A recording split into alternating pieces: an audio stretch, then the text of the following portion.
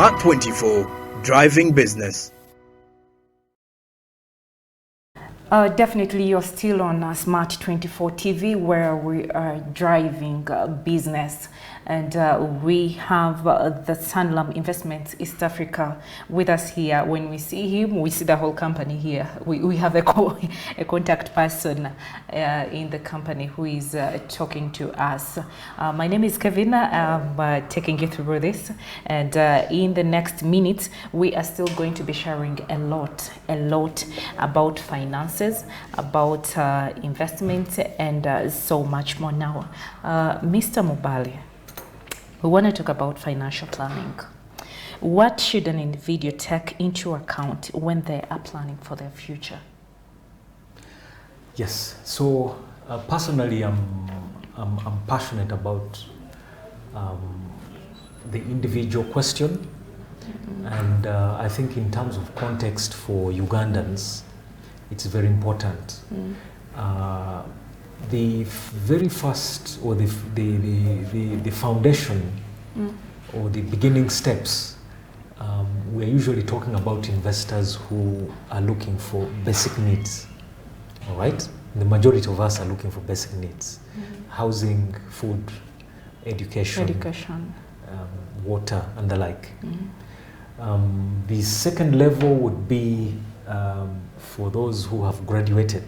You know, the objective is to always graduate to the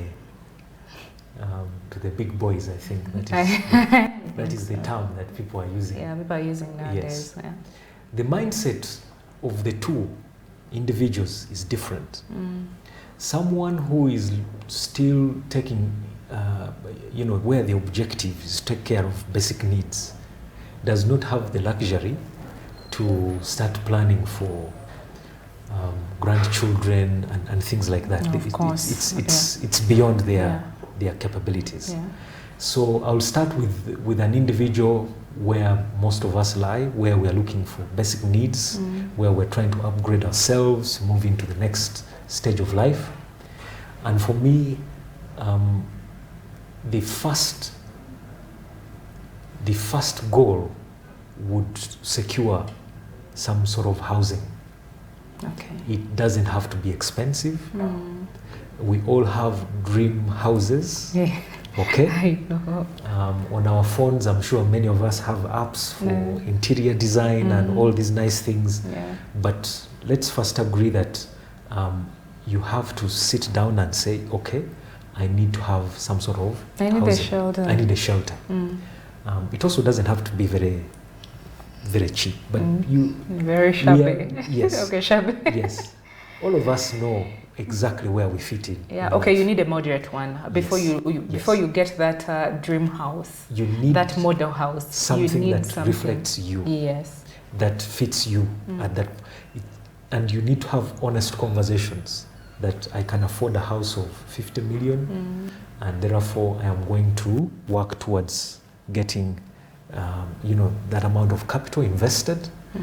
Start by looking for a reasonable plot of land, and then the rest follow. Once you've secured some sort of residence, the next objective is to take care of your expenses. We all like the concept of my money should work for me, isn't it? Yeah.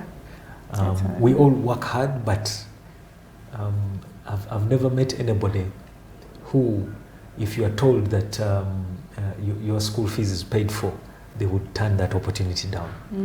So we can look at an idea of how someone can have some sort of capital invested to generate enough money for those expenses. What I usually tell people is that in Uganda we have the average investment vehicles generating a return of about 10%. Okay. What that means is that if I spend, say, 2 million or 3 million in a month, and at the end of the year I spend about, multiplication, about 36 million, at a 10% interest, I would need capital of around 300 million in order to pay for my expenses, and I never have to worry about them again.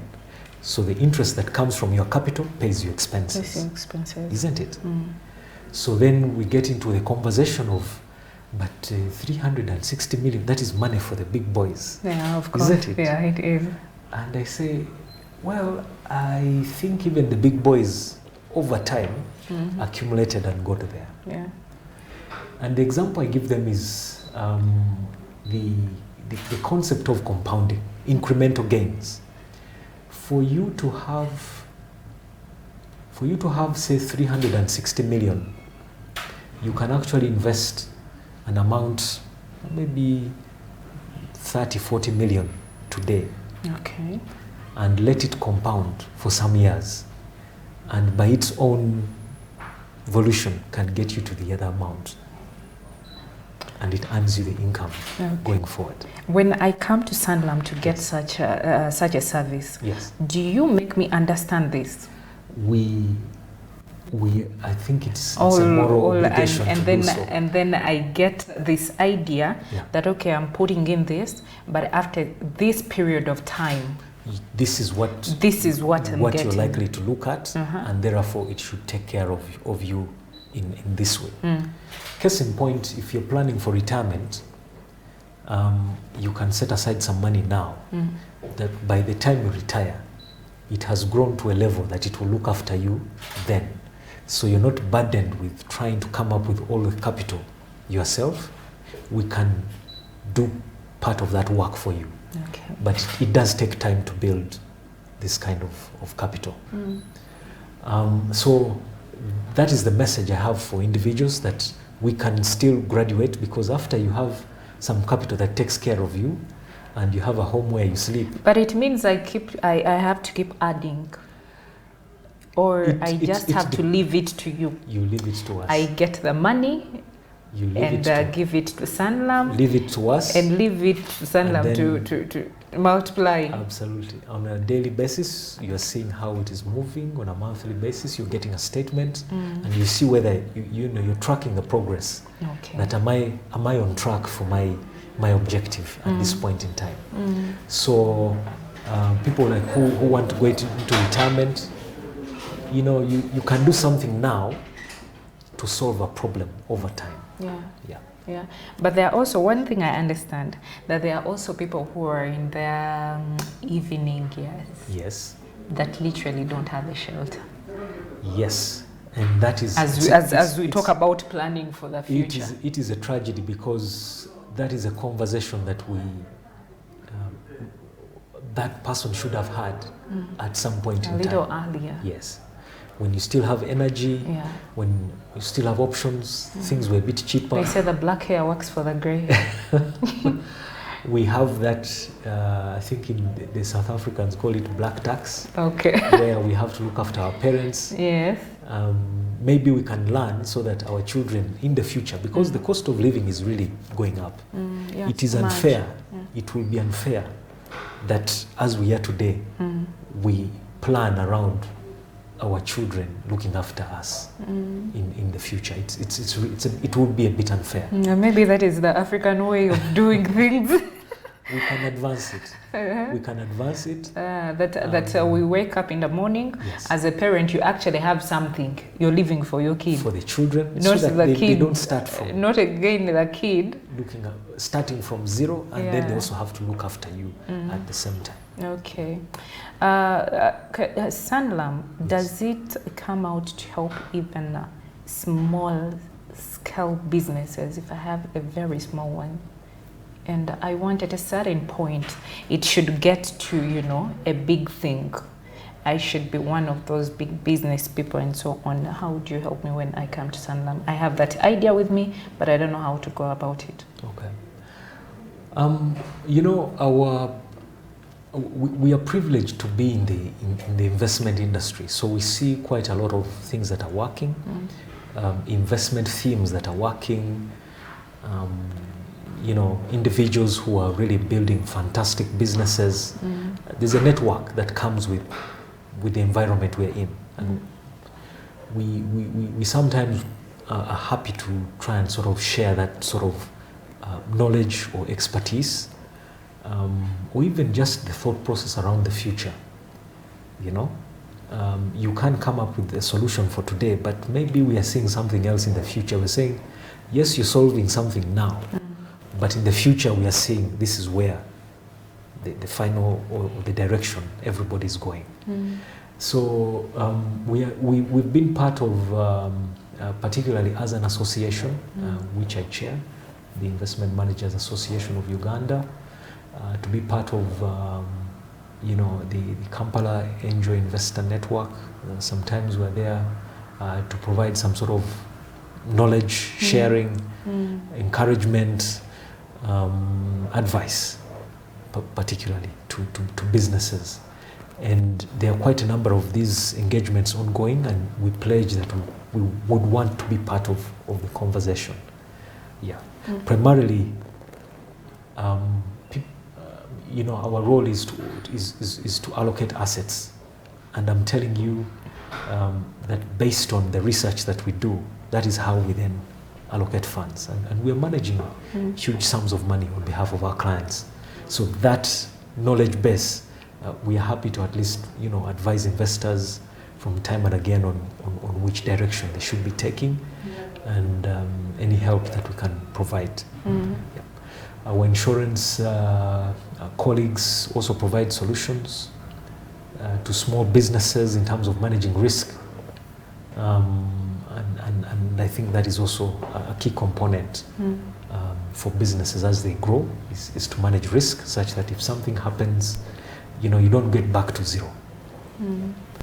Okay, definitely. Now, trying to wind up, I need to know something. Yes, you have regional offices, yes, like you said, around the country, over 20 of them, in Uganda. Yes. Do you kind of get that time to do regional tours and see how those people are working? Because yes, people are there, but there are top people like you that we need to get there and talk to the people. Just like a branch can be somewhere, we need at least at a certain point to get the heads to come to visit and talk to the customers. Talk to the customers and then see how everything is progressing. Do you always get that time? Yes, I think what you're saying is very, very important, because as an investment team, we are looking at a situation where each one of us needs to have an investment account. And we are working on ways where you can have an investment account, whether you have a bank account or not. So the offering that we're trying to bring to the public is very broad, and we need to be engaging with them on all levels in order to achieve that objective. So we do have a series of planned regional tours where we will be talking to potential investors, whether they invest at that time or even in the future. At least the information is there. Yeah. We would have planted seed and open up also direct communication lines, direct with the customers, so that we keep interacting and be part of the communities wherever they are. Okay. Wow, that is a good one over there. Now, I definitely just want a message from you to someone watching Smart 24 TV. Yeah. Our message is very simple. Let us take the conversation on investment to the next level.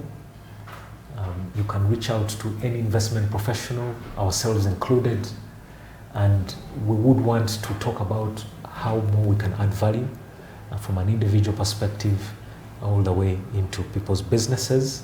I think it is the right time to take action, and we hope that as a partner of choice, we can as always come back to you and share results and continue to ensure that people's capital is protected, and also provide that level of transparency, so that the trust that we build is not for this year, but it is a trust that is built for 100 years, for long term. Yeah. So thank you very much, Kevin, for hosting and giving us this opportunity. Okay. Yeah. Okay, definitely. Thank you for coming through. Thank you for talking to us about Sanlam. I've literally learned a lot as a person, a lot of ideas that I didn't have with me, maybe because, at a certain point, like you said, sometimes we don't think about certain things because we feel maybe we are young or something. Yeah. So I've literally learned a lot, and I look forward to being part of Sanlam at a certain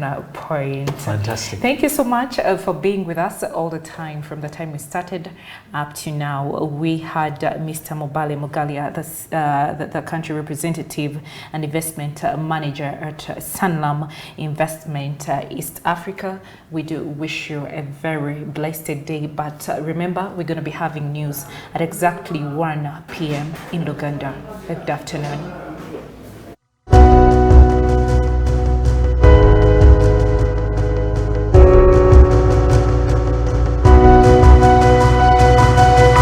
Smart 24, driving business.